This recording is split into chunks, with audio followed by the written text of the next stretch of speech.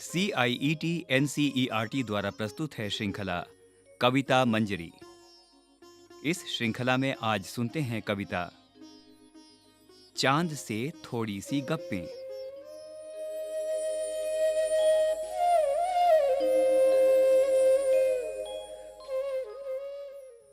चांद से थोड़ी सी गप्पें, कवि शमशेर बहादुर सिंह। मित्रों, कविता मंजरी कार्यक्रम में एक बार फिर आपका स्वागत है। कार्यक्रम की इस श्रृंखला में हम आपके लिए लाए हैं हिंदी के प्रमुख कवियों की कुछ महत्वपूर्ण रचनाएं। इस क्रम में आइए सुनते हैं शमशेर बहादुर सिंह की कविता चांद से थोड़ी सी गप्पें।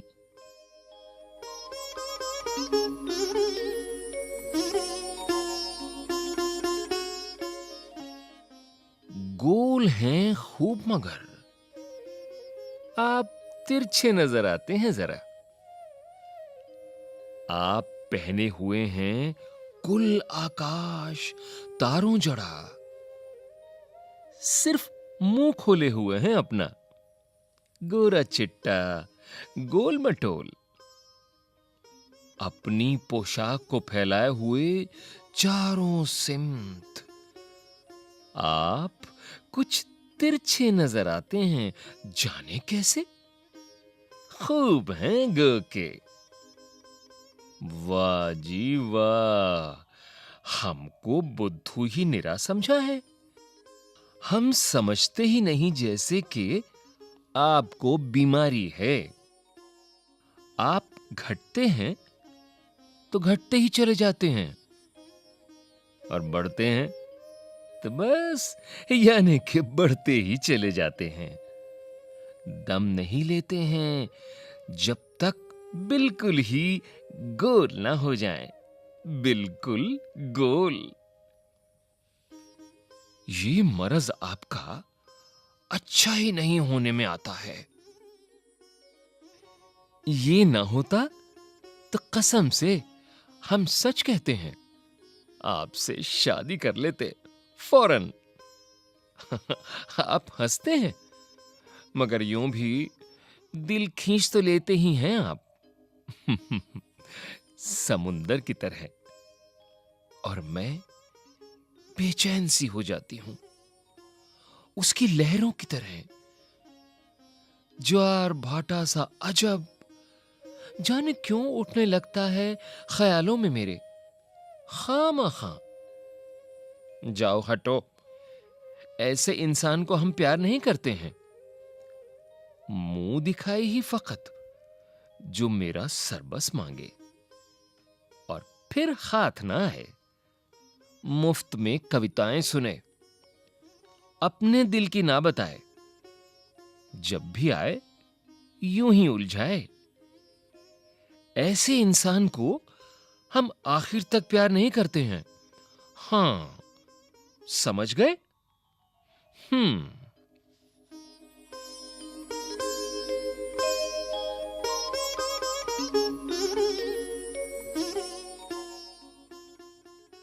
मित्रों, चांद से थोड़ी सी गप्पें कविता में एक छोटी सी बच्ची चांद से बातचीत करते हुए कहती है कि तुम तारों भरे आकाश की पोशाक चारों तरफ फैलाए, गोल मटोल गोरे चेहरे में तिरछे नजर आ रहे हो।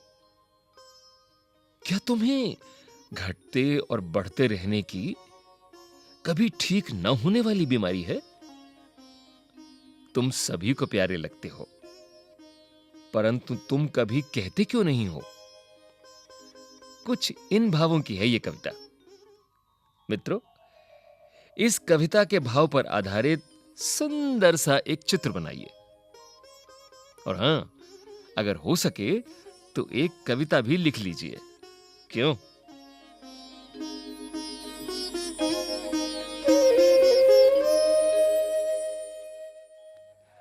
अभी आप सुन रहे थे ये कविता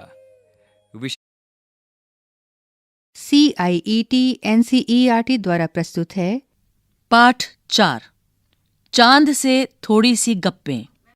पृष्ठ संख्या 23। गोल हैं खूब मगर आप तिरछे नजर आते हैं जरा। आप पहने हुए हैं कुल आकाश तारों जड़ा। सिर्फ मुंह खोले हुए हैं अपना, गोरा चिट्टा गोल मटोल। पृष्ठ संख्या 24। अपनी पोशाक को फैलाए हुए चारों सिमत आप कुछ तिरछे नजर आते हैं, जाने कैसे। खूब है गो की, वाह जी वाह। हमको बुद्धू ही निरा समझा है। हम समझते ही नहीं जैसे कि आपको बीमारी है। आप घटते हैं तो घटते ही चले जाते हैं, और बढ़ते हैं तो बस, यानी कि बढ़ते ही चले जाते हैं। दम नहीं लेते हैं जब तक बिल्कुल ही गोल ना हो जाएं। बिल्कुल गोल। यह मरज आपका अच्छा ही नहीं होने में आता है। कवि शमशेर बहादुर सिंह। पृष्ठ संख्या 25। प्रश्न अभ्यास कविता से। प्रश्न 1। आप पहने हुए हैं कुल आकाश के माध्यम से लड़की कहना चाहती है कि क चांद तारों से जड़ी हुई चादर ओढ़कर बैठा है। ख चांद की पोशाक चारों दिशाओं में फैली हुई है।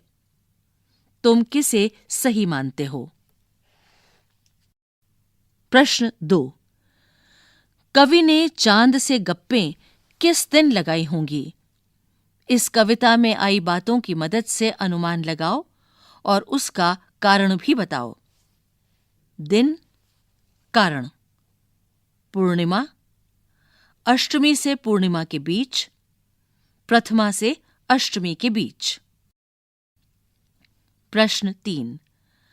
नई कविता में तुक या छंद के बदले बिंब का प्रयोग अधिक होता है। बिंब वह तस्वीर होती है जो शब्दों को पढ़ते समय हमारे मन में उभरती है। कई बार कुछ कवि शब्दों की ध्वनि की मदद से ऐसी तस्वीर बनाते हैं, और कुछ कवि अक्षरों या शब्दों को इस तरह छापने पर बल देते हैं कि उनसे कई चित्र हमारे मन में बने। इस कविता के अंतिम हिस्से में चांद को एकदम गोल बताने के लिए कवि ने बे ल को ल शब्द के अक्षरों को अलग अलग करके लिखा है। तुम इस कविता के और किन शब्दों को चित्र की आकृति देना चाहोगे? ऐसे शब्दों को अपने ढंग से लिखकर दिखाओ। अनुमान और कल्पना। 1। कुछ लोग बड़ी जल्दी चिढ़ जाते हैं। यदि चांद का स्वभाव भी आसानी से चिढ़ जाने का हो, तो वह किन बातों से सबसे ज्यादा चिढ़ेगा? चिढ़कर वह उन बातों का क्या जवाब देगा? अपनी कल्पना से चांद की ओर से दिए गए जवाब लिखो। 2। यदि कोई सूरज से गप्पें लगाए तो वह क्या लिखेगा? अपनी कल्पना से गद्य या पद्य में लिखो। इसी तरह की कुछ और गप्पें पेड़, बिजली का खंबा, सड़क, पेट्रोल पंप, इनमें से किसी एक या दो से करके लिखो। पृष्ठ संख्या 26। भाषा की बात। चांद संज्ञा है। चांदनी रात में चांदनी विशेषण है। दिए गए विशेषणों को ध्यान से देखो और बताओ कि क कौन सा प्रत्यय जुड़ने पर विशेषण बन रहे हैं। ख इन विशेषणों के लिए एक एक उपयुक्त संज्ञा भी लिखो। गुलाबी पगड़ी, मखमली घास, कीमती गहने, ठंडी रात, जंगली फूल, कश्मीरी भाषा। 2 गोल मटोल, गोरा चिट्टा। कविता में आए शब्दों के इन जोड़ों में अंतर यह है कि चिट्टा का अर्थ सफेद है और गोरा से मिलता जुलता है, जबकि मटोल अपने आप में कोई शब्द नहीं है। यह शब्द मोटा से बना है। ऐसे 4-4 शब्द युग्म सोचकर लिखो और उनका वाक्यों में प्रयोग करो। 3. बिल्कुल गोल। कविता में इसके 2 अर्थ हैं। क, गोल आकार का। ख, गायब होना। ऐसे 3 और शब्द सोचकर उनसे ऐसे वाक्य बनाओ जिनके 2-2 अर्थ निकलते हों। 4. ताकि, जबकि, चूंकि, हालांकि। कविता की जिन पंक्तियों में ये शब्द आए हैं उन्हें ध्यान से सुनो। ये शब्द 2 वाक्यों को जोड़ने का काम करते हैं। इन शब्दों का प्रयोग करते हुए 2-2 वाक्य बनाओ। 5. गप, गपशप, गपबाजी। क्या इन शब्दों के अर्थों में अंतर है? तुम्हें क्या लगता है? लिखो। कुछ करने को।